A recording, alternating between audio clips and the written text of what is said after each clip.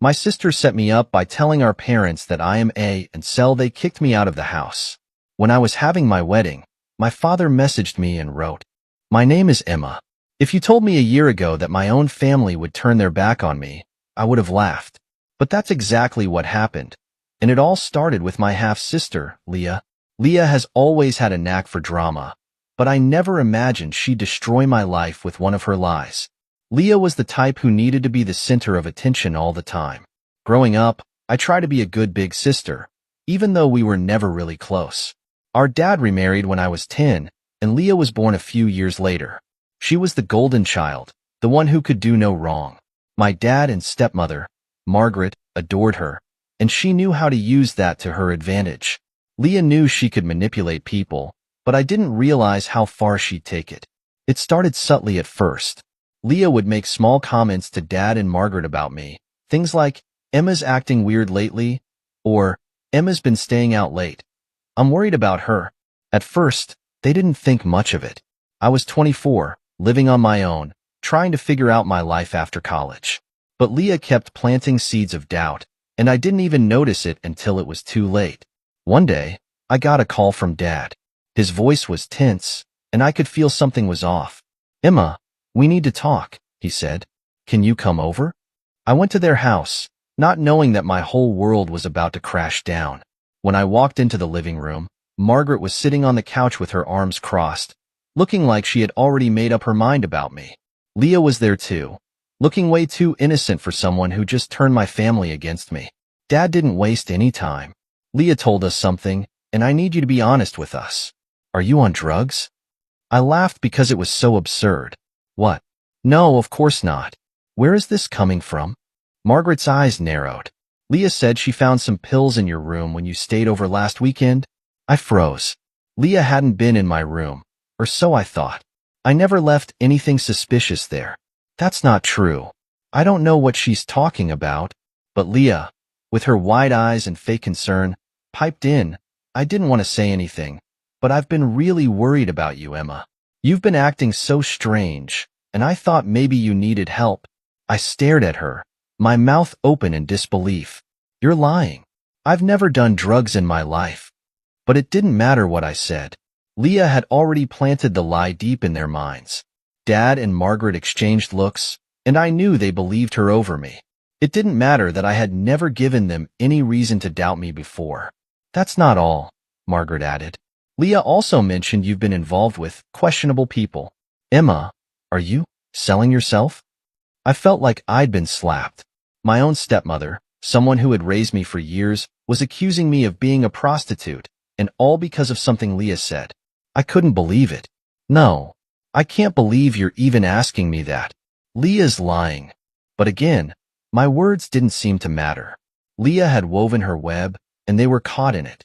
"Emma," Dad said, his voice softer now, like he wanted to believe me but couldn't, "we just want to help you. If you're in trouble, we need to know." "I'm not in trouble," I yelled, tears welling up in my eyes. "Leah is lying to you." Leah, still playing the innocent victim, looked at me with wide eyes. "Emma, I'm just trying to help you. I don't want you to end up like some of my friends who got mixed up in bad things." I couldn't stand to look at her. "You're doing this on purpose," I spat. "You want them to hate me." Margaret stood up. "That's enough, Emma. Until you can be honest with us, we can't trust you. We love you, but we need to take a step back." Take a step back. That was their way of saying they didn't want me around anymore. I left the house that day feeling numb. My own family, the people who were supposed to have my back, had turned against me because of Leah's lies. I didn't know what to do. I tried calling my mom, but she lived across the country, and while she believed me, there wasn't much she could do from so far away. The worst part was that Leah kept escalating her lies. She started telling people in town that I was a drug addict, and soon, the rumors spread. I lost my job because my boss heard the gossip and didn't want someone unreliable working for him. Friends stopped calling, and I became more isolated than ever. Leah's lies took everything from me. My family, my job, my reputation.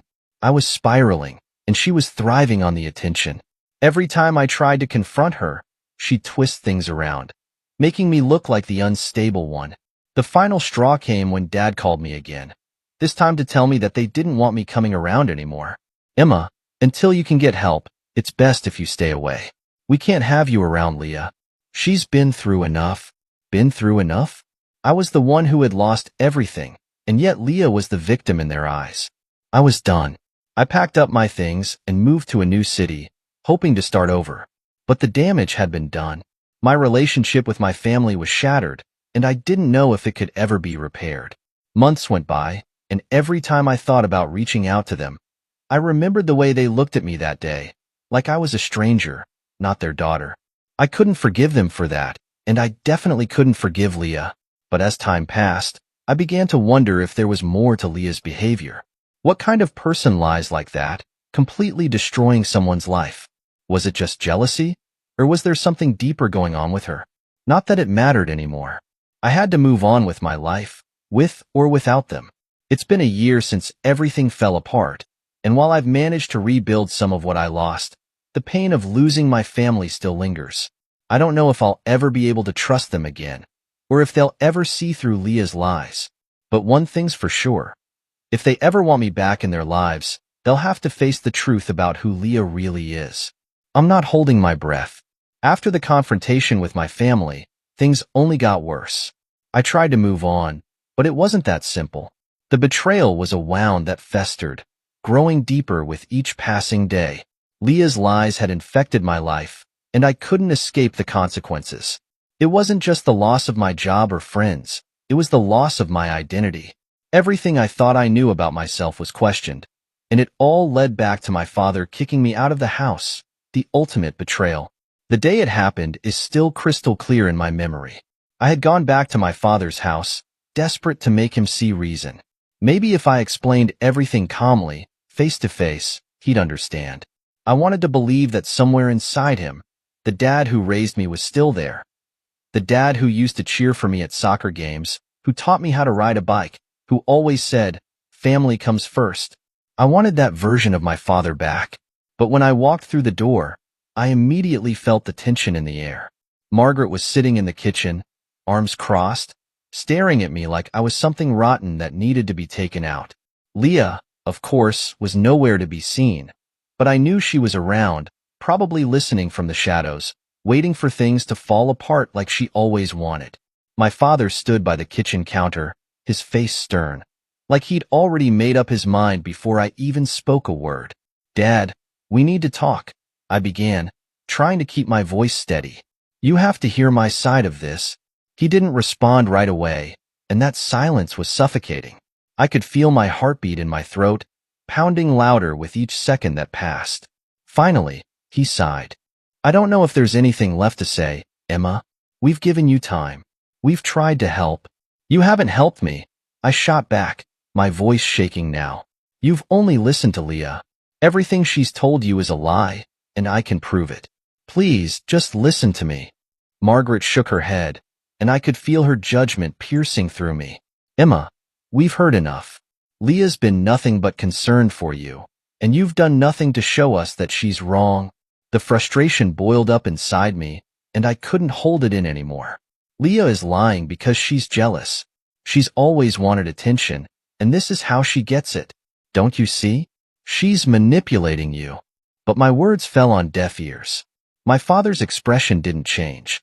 He wasn't even considering my side of the story. "Emma," he said, his voice low but firm, "this isn't healthy. For you or for Leah. I think it's best if you don't come around anymore, at least until you get help." "Get help?"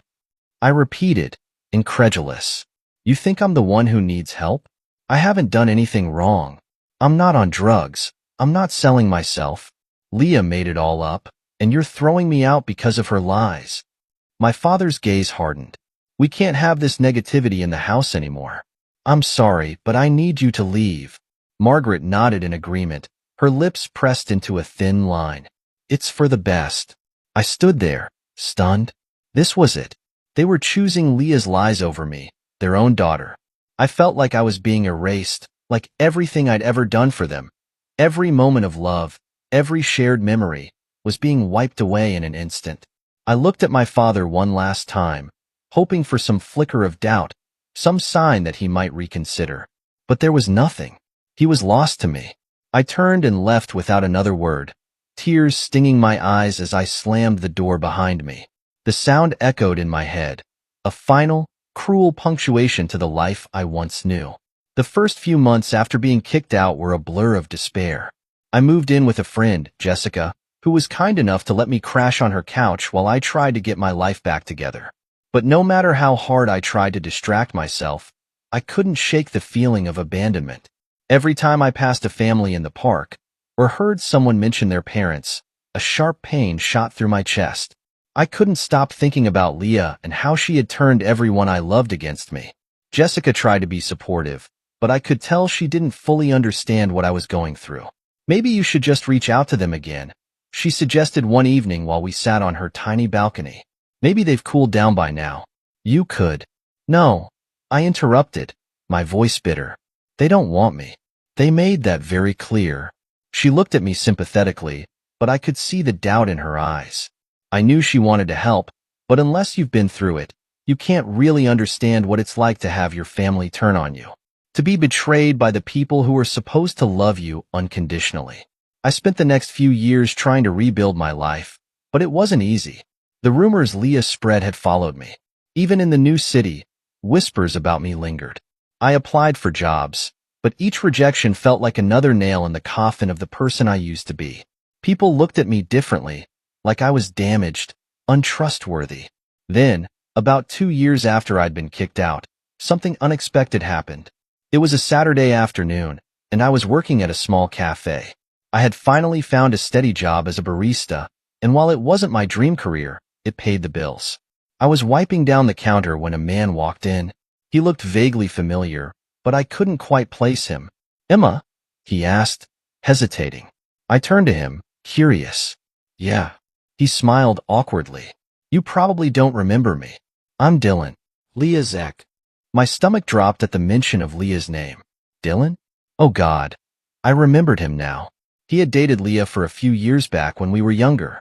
They'd broken up right around the time Leah started spreading those rumors about me. What the hell was he doing here? I forced a polite smile, even though all I wanted to do was turn and walk away. "Oh, yeah, Dylan. What's up?" He shifted uncomfortably, running a hand through his hair. "Look, I know this is weird, but I've been meaning to talk to you for a while.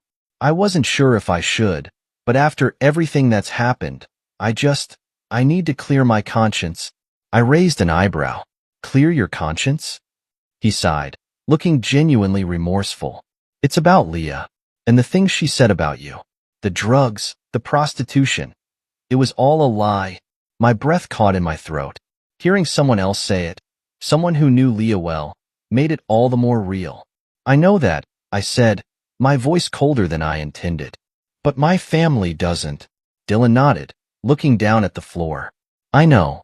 And I'm sorry. I should have said something sooner, but I didn't realize how far she would take it. She had her issues. She was always jealous of you, Emma. I think that's why she did it." I stared at him, trying to process what he was saying. "Jealous? Of what?" "You," Dylan said simply. "You were older, more independent, had your own life. Leah always felt like she was living in your shadow, even if you didn't notice. She craved attention. And when she realized she could get it by making you look bad, well, she ran with it. I didn't know the full extent of it at the time, but she admitted it to me after we broke up. She felt guilty, but she didn't know how to stop. My head was spinning. Leah had admitted it? She had actually confessed to making everything up? And Dylan had known this whole time? Why didn't you tell me sooner? I demanded, anger bubbling up inside me. You could have stopped this. My family could have known the truth years ago. I'm sorry, Dylan said again, his voice small. I didn't know how. I didn't think they'd believe me.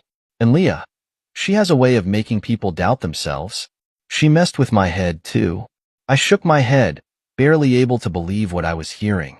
After everything, after all the pain and heartache Leah had caused, it all boiled down to jealousy? That's why my father had kicked me out. That's why I had lost my family, my job, my entire life. Dylan stood there, waiting for me to say something, but I didn't have the words. I couldn't even look at him anymore. All I felt was rage. You should go, I muttered, turning away from him. Emma, I'm really sorry, he said one last time before quietly leaving the cafe. I stood there, gripping the counter, trying to steady myself as the weight of everything crashed down on me. Leah's lies had destroyed my life, and all because she was jealous. And now, years later, I finally had the truth. But what good was it now? After that day, I couldn't stop thinking about confronting Leah. The rage I felt was like nothing I had ever experienced before. It consumed me, keeping me awake at night, replaying every moment of betrayal. I wanted answers. I wanted her to admit what she had done, not just to me, but to our father, to everyone. Years had passed since Dylan had confessed Leah's lies to me. At first, I thought hearing the truth would offer some kind of closure, but all it did was reopen old wounds. I had built my life without my family, without their support, without their love, and I didn't need their apologies. Especially not now. I was in a good place for the first time in a long while.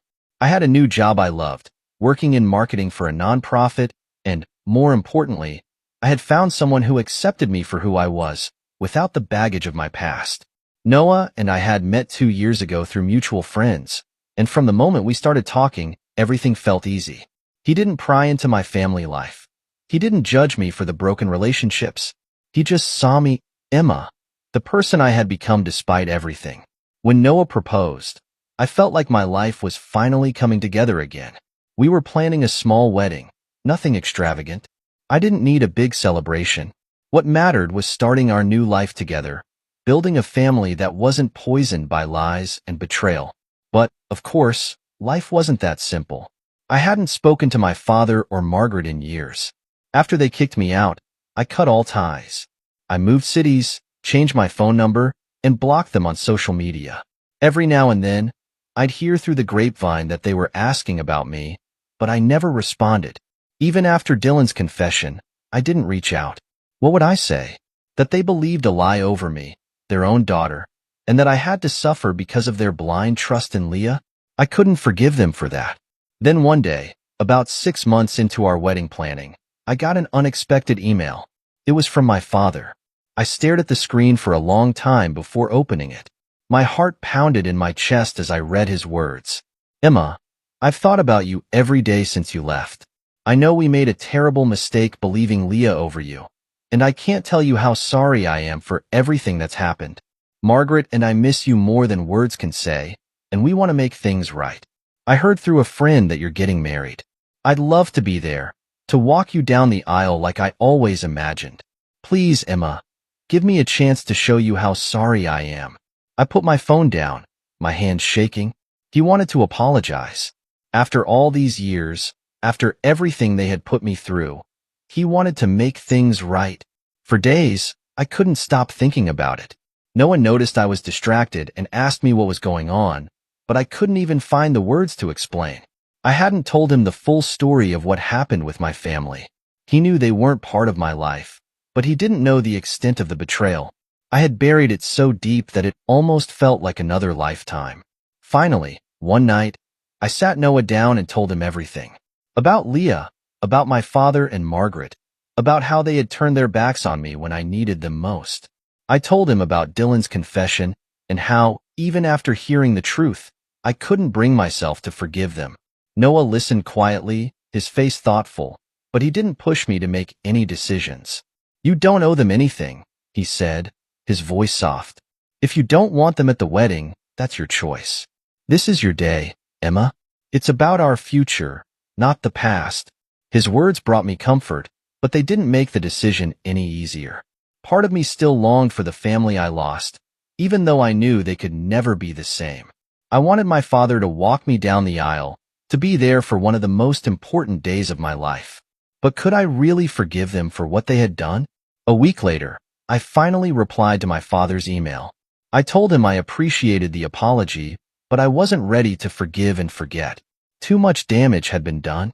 But if he wanted to be at the wedding, I was willing to let him come, as long as he understood that things between us would never be the same. I wasn't inviting Leah or Margaret. That was non-negotiable. 2 days after I sent that email, my phone rang. It was a number I didn't recognize, but something told me to pick it up. Emma, My father's voice was shaky, filled with emotion. I didn't say anything at first. I just listened, waiting for him to speak.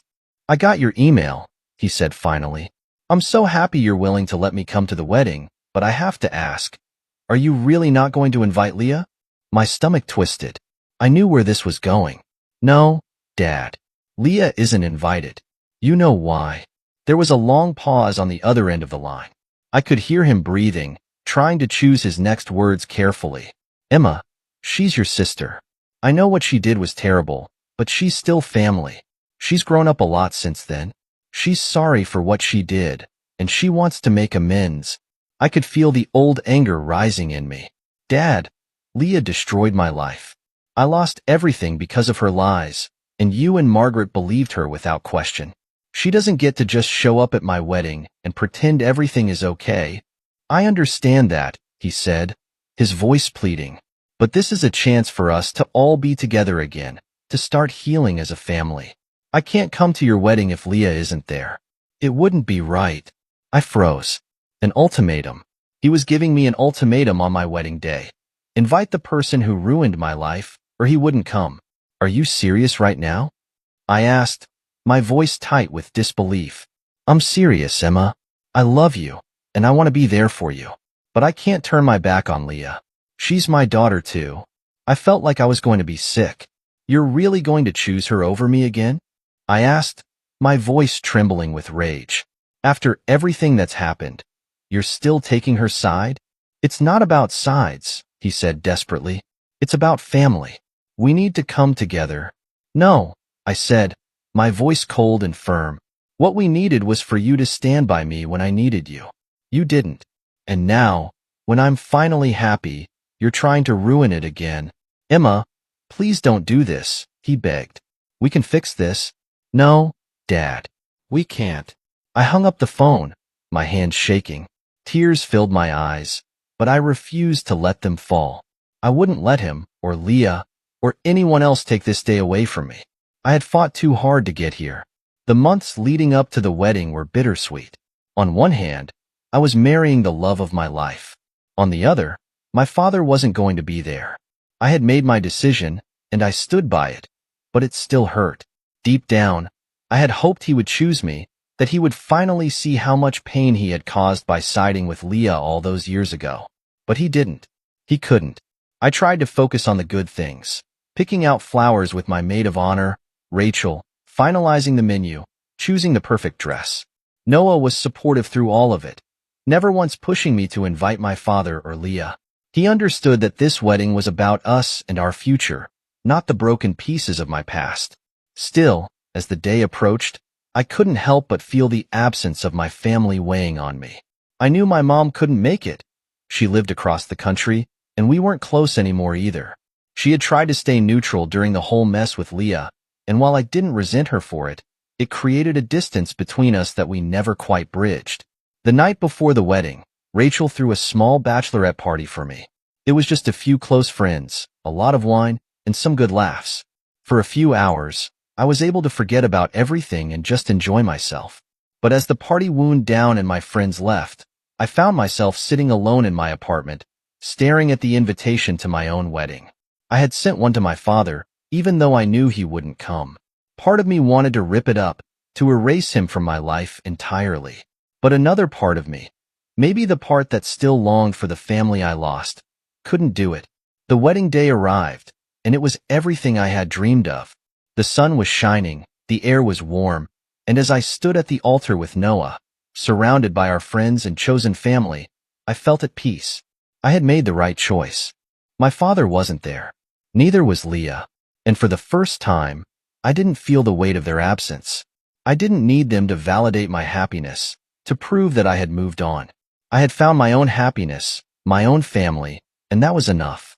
As Noah and I exchanged vows, I felt a sense of closure. Not the kind that comes from forgiveness or reconciliation, but the kind that comes from choosing yourself, from realizing that some wounds can't be healed, and that's okay. After the ceremony, as we danced under the stars, I felt free. For so long, I had carried the pain of my family's betrayal with me, letting it define me. But now, standing beside Noah, I knew that my past didn't control my future. I had built a new life, one filled with love and trust, and nothing, not my father, not Leah, not anyone, could take that away from me. And for the first time in years, I felt whole. The wedding had been a perfect day.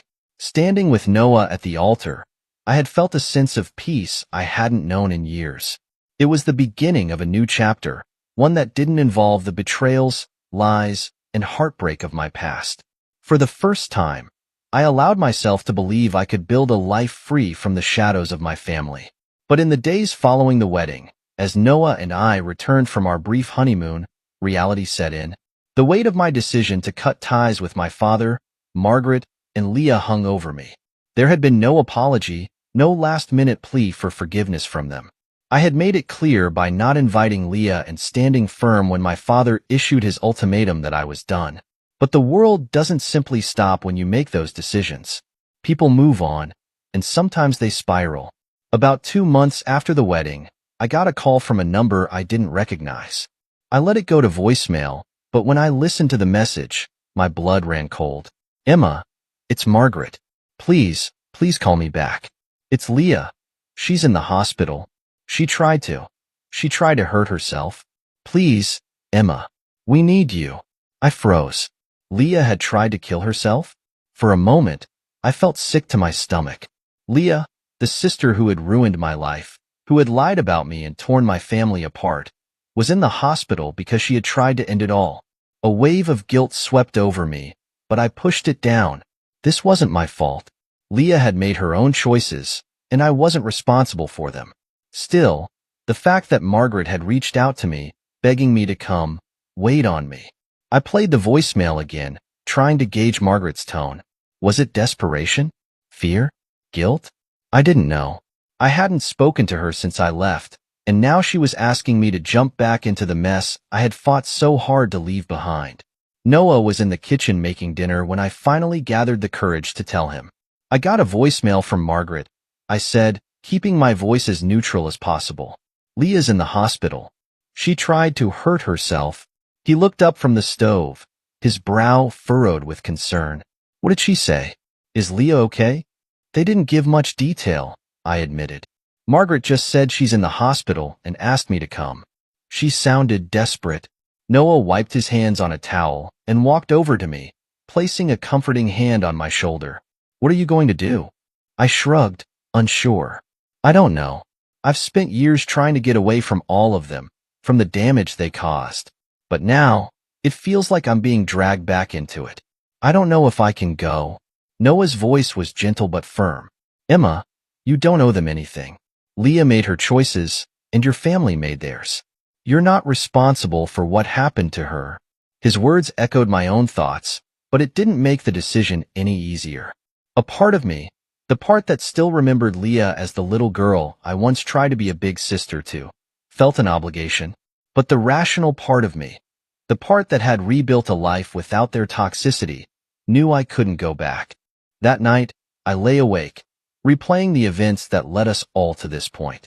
Leah's lies, the years of manipulation, the way my father had chosen her over me time and time again. Could I really walk back into their lives now, even with Leah in such a fragile state? What would that accomplish? I thought about what might happen if I did go to the hospital. What would I say? Would they expect me to forgive Leah? To sweep all the pain under the rug because she was in a bad place? And what if I didn't forgive her? What if I went, and it made everything worse? The next morning, I made my decision. I wasn't going. Noah supported me, but I could tell he was concerned. "Are you sure?" he asked. "I don't want you to regret this later." "I'm sure," I said, trying to convince myself as much as him. Leah's choices led her here. I've spent too long trying to fix things that aren't my fault. I'm not going to let them guilt me into coming back. And so, I didn't call Margaret back. I didn't go to the hospital.